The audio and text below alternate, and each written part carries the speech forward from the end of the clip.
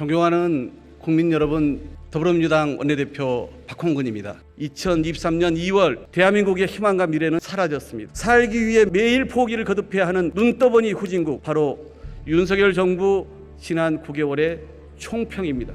복합 경제 위기의 안일함과 무능으로 국민의 삶을 도탄에 빠뜨린 민생 경제 참사, 비속어와 실언으로 국익과 국격을 훼손한 외교 참사, 강릉 낙탄 사고, 북한 무인기 침투 등 구멍 뚫린 안보 참사, 끝내 159명의 소중한 생명을 희생시키고야만 안전 참사. 그런데도 여전히 사적 이념만 챙기는 불공정 몰상식의 인사 참사까지 윤석열 정부의 5대 참사는 지금도 진행 중입니다. 더 큰 문제는 무능과 무책임을 오만한 통치로 돌파하려 한다는 점입니다. 국민 앞에 약속한 공정과 상식, 법과 원칙은 포장에 불과했습니다. 정치는 실종되고 사회는 분열되고 자유는 위협받고 있습니다. 위기의 대한민국, 문제는 윤석열 대통령입니다. 1월 무역 적자 127억 달러, 역대 최대입니다. 작년 5월부터 9개월째 5% 이상의 고물가가 지속되면서 그 여파는 국민의 삶 곳곳을 헤집어 놓았습니다. 1월에 이어 이번 달엔 온 국민이 난방비 폭탄을 맞았습니다. 버스, 지하철, 택시 요금 인상까지 끝이 없습니다. 어려운 사람이 더 어려워지는 개미지옥, 2023년 대한민국의 모습입니다. 법인세 감면 등 초부자, 재벌 대기업 지원은 속도전을 방불케 하더니 민생과 직결된 문제는 근본적 대책이 없다고 말합니다. 민주당이 제안한 30조 원 긴급 민생 프로젝트, 7.2조 원 에너지 물가 지원금이라도 신속하게 검토해 주기 바랍니다. 민생을 구하는데 여야가 따로 일 수 없습니다. 윤석열 정부는 인사가 참사가 되고 있습니다. 미운 놈은 모조리 찍어내고 내 식구는 무조건 감싸고 봅니다.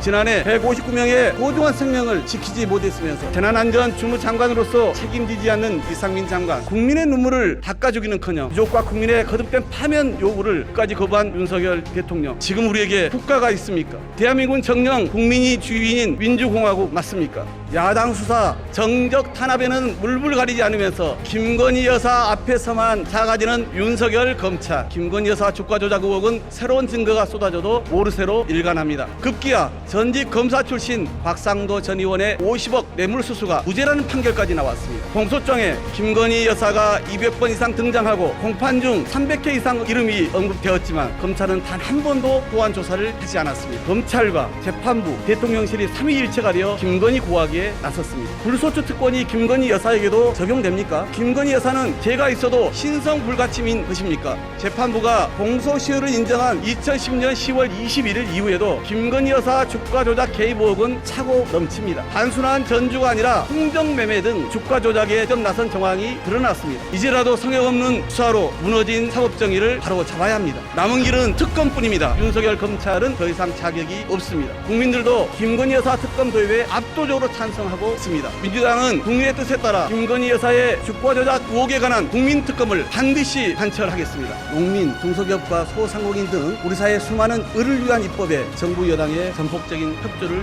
요청합니다. 양곡관리법도 2월 국회에서 처리해야 합니다. 중소기업 협동조합법도 조속히 개정해 대기업과의 관계에서 중소기업들의 공동교섭권을 보장해야 합니다. 코로나 시기 급속히 성장한 온라인 시장 변화에 맞게 거래 공정화를 위한 온라인 플랫폼법 제정도 늦출 수 없습니다. 정부가 내놓은 표준운임제와 지입제도 개선 등으로는 화물 노동자의 생존과 국민의 안전은 물론 유관 산업의 상생 발전을 기대하기 어렵습니다. 이 당사자가 모여 함께 해결해야 합니다. 경제민주화는 어느 한쪽을 위한 제안이 아닙니다. 같이 사느냐 함께 죽느냐의 문제입니다. 이미 우리에게 다가온 미래를 이제 속도감 있게 대응할 때입니다. 녹색기술 패권 경쟁이 전면화되고 있습니다. 민주당은 이미 밝혔듯 미국과 EU에 상응하는 녹색산업 육성 지원법, 즉 한국판 IRA 법을 조속히 마련하겠습니다. 탄소 문명은 영국과 미국이 이끌었다면 새로운 탈탄소 상태 문명은 대한민국이 이끈다는 담대한 비전과 치밀한 실천 계획을 세워 나가야 합니다. 우리는 할 수 있습니다. 2006년부터 2020년까지 저출생 대책에 쓴 예산은 무려 380조 원에 달합니다. 그런데 이 많은 예산을 쏟아붓는 동안 저출생은 오히려 심화되었습니다. 이제는 과거의 낡은 정책과 단호히 결별하고 인구 정책의 패러다임을 분명히 전환할 때입니다. 생활 동반자 제도 도입을 본격적으로 논의할 때입니다. 사회 구성원의 인식 변화에 맞춘 연대관계 등록 제도라도 우선 도입해서 돌봄, 의료 등에서 최소한의 제도적 보호가 가능하도록 해야 합니다.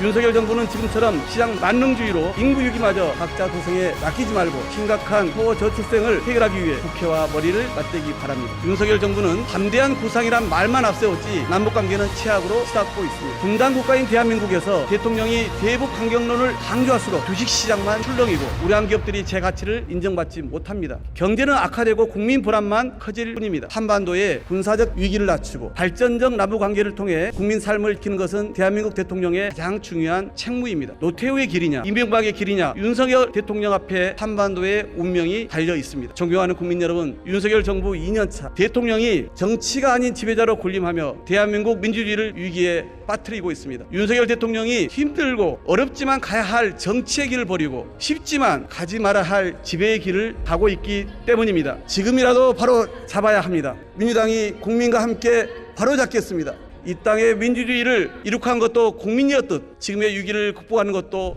국민과 함께라면 할 수 있습니다. 희망과 미래를 살리는 정치, 민주당이 국민과 함께 하겠습니다. 경청해 주셔서 감사합니다.